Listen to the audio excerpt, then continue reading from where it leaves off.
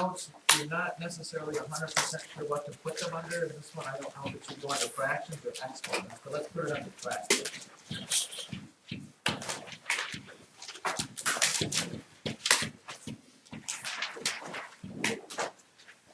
And the little subterranean heading is fractions with negative exponents.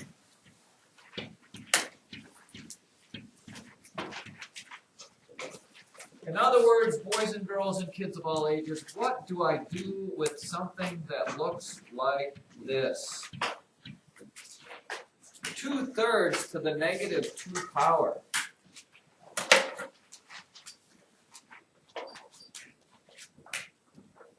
Once again, let me reiterate, ladies and gentlemen, that negative exponents has nothing to do with whether the answer is going to be negative or positive. Just because there's a negative over there doesn't make the answer negative. Anybody have a thought? Well, River just read. I'm going to explain it to the T, and then I'm going to say you don't need to know all that. Just do this. That's where we'll go with this. River, how did we change negative exponents to positive? Oh, here we go. Huh? Yeah. To make a negative exponent positive, we move the base and exponent from the top of the fraction to the bottom or the other. Okay. Now here's going to be the problem with this, and this is not a problem. This is going to daze and confuse you, Charles. It helps if you look up here. All right. If I want to make this a positive 2 exponent, well, first of all, I have to make a fraction out of it, which we don't do well with fractions in fractions, but we'll do it this way just because.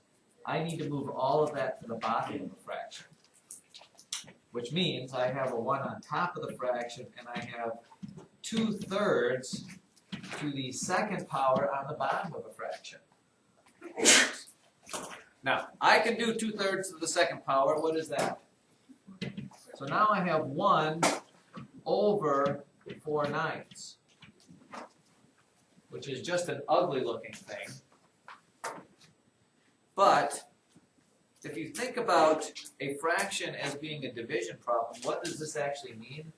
This actually means 1 divided by 4/9. And how do you divide by a fraction? You flip the second one and multiply. So this actually ends up being 1 times 4/9. And what is 1 times 4/9? I know it's tough. 4/9. So when all the proverbial smoke cleared, 2/3 to the negative 2 power actually ended up being, wait, that shouldn't have been right.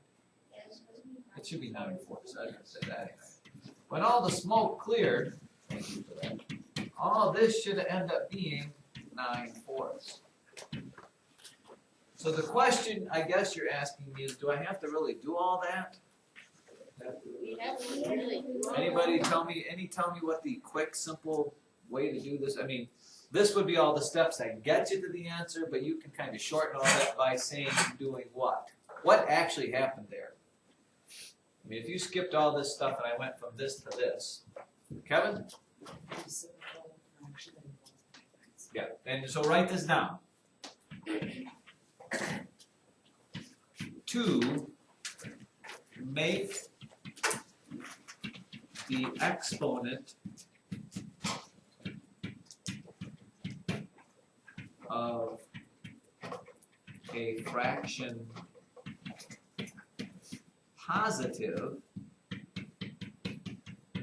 comma, just take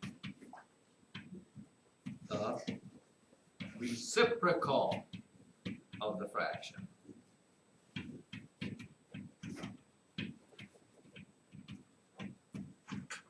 And change the exponent to positive.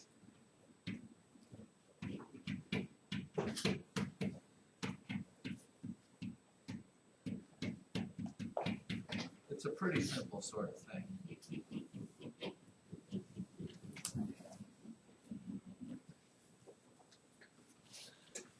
Again, you don't have to do all the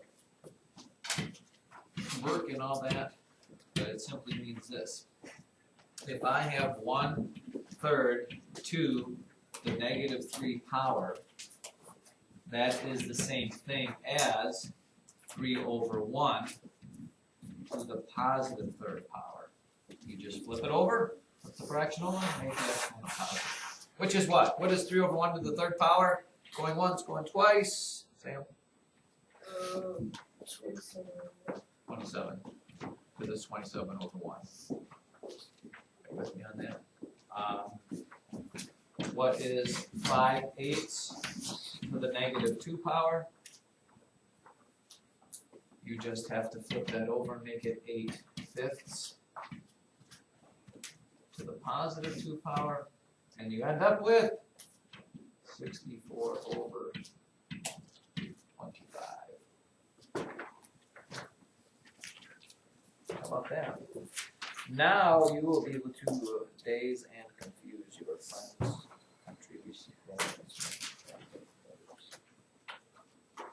What else do we have to do here?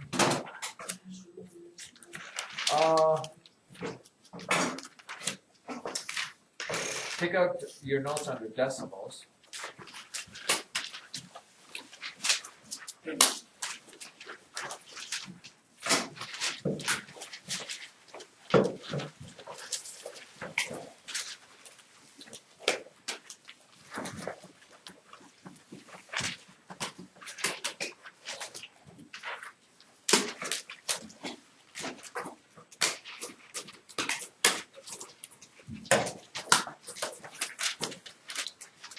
And under decimals, let's just talk briefly. We've dealt with some of this stuff, but the book throws this at you here. We have what are called terminating and non-terminating.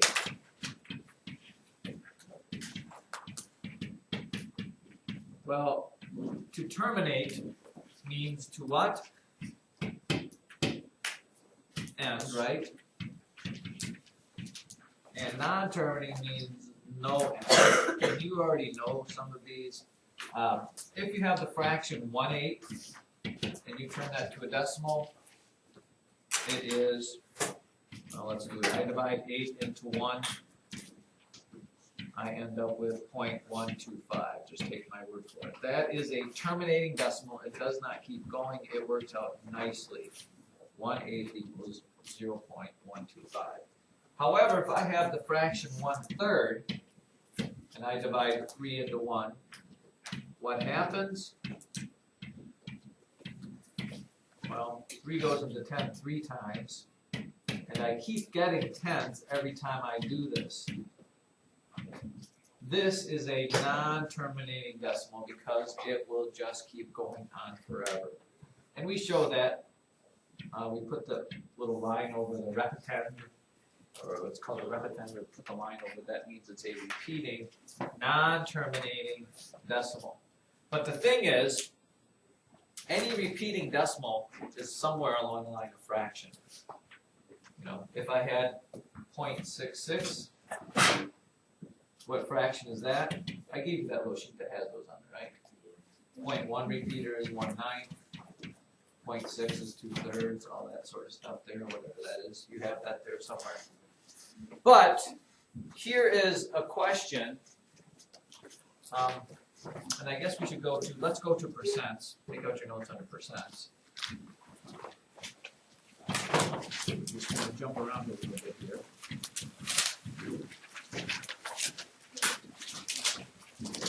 Non-terminating decimals make goofy-looking percents. For example, 16 2/3%. What if I wanted to make this a fraction?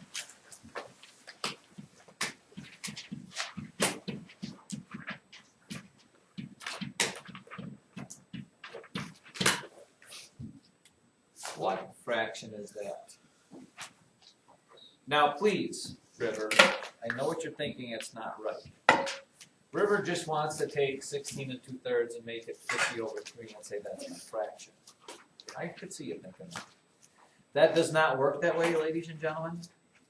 16 2/3% is certainly not 50 over 3.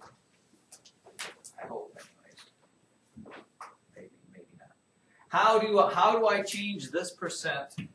How do I change this to a fraction? And here's what you need to do. To change, and you can do this with any, you don't have to do it if you already know the answer. To change any percent to a fraction, we've already done this, but I'll remind you of it here. You just need to put it over 100. Exclamation point.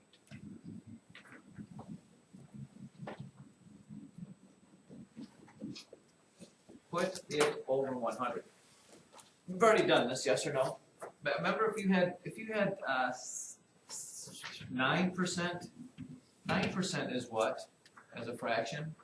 900ths, right? Percent means out of 100. I can do the same thing with this ugly thing over here. It just is going to take me a little bit more work. Okay, 16 2/3% as a fraction is 16 2/3 over 100.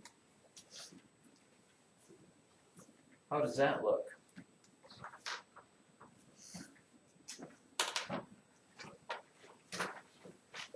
To which you're going to say, well, I can't leave it like that because that's the world's worst looking thing. Or say, great.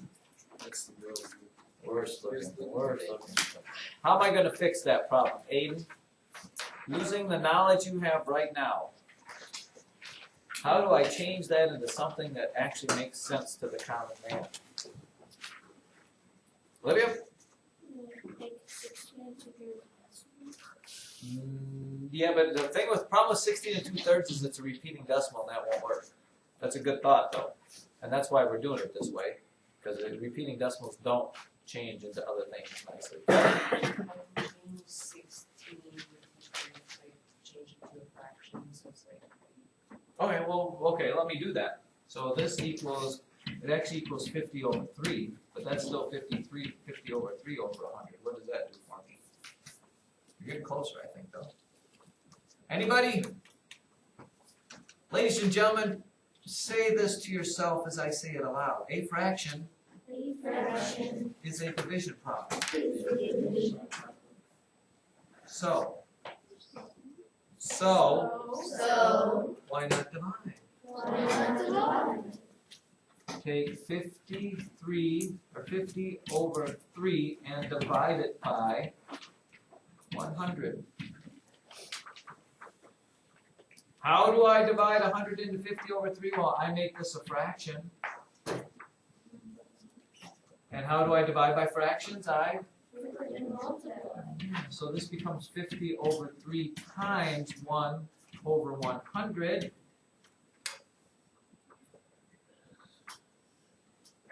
And this is where cross-canceling comes into play, because what happens? 50 goes into 50 once, into 100 2 times. And what do I get left with my fraction? 1 over 2 times 3 is 6. Do you remember back in the day when back in 6th grade, we said you can change any number to a percent by multiplying by 100? Look, 0.3. If I change that to a percent, I multiply it by 100%. And what is 0.3 times 100 but 30? It's 30%. River's 1.25. I'm changing that to a percent. I multiply it by 100%, and what is it? 125%. Well, this is changing a number to a percent. I multiply by 100. Changing a percent to a number, I divide by 100. It's the opposite of what we wrote down. I know you want to try one, so let me give you this one. What is 83 1/3% as a fraction? Change this to a fraction for me. Change that to a fraction for me. Use all of your 7th grade mathematical powers to change that to a percent. Remember when I said 7th grade math was hard? This is not just multiplication tables. Charles, did you get it? Did you follow the same steps I used right here? Did you put it over 100? Yeah. Then did you change this to improper, put it over 100? You're stuck on multiplying 83 times 3 and adding 1? Make it improper. Then did you divide it by 100, which means multiplying by 1 over 100? Then did you see what cross canceled, and then did you get an answer? The steps don't change. Sam is well on his way out of cross cancel some stuff there, Sam, so that's fine. Oh, look at you.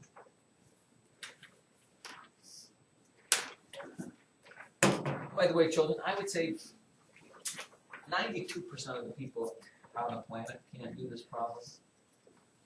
So if you can't do it, it should encourage you to try to do it. 83 1/3%. If I take 83 1/3 and put it over 100, this is what? 24, 250? 250 over 3 over 100, which is 250 over 3 divided by 100 over 1, which is 250 over 3 times 1 over 100. If you did some cross canceling, 50 goes into this 5 times and this 2 times. You end up with 5 times 1 is 5, and 3 times 2 is 6. 5, 6. I suppose you could almost go from this to this pretty quickly. Probably don't have to, unless you really struggle with some of that stuff. Figure out your set. Yikes. Wow, look at where has the time gone?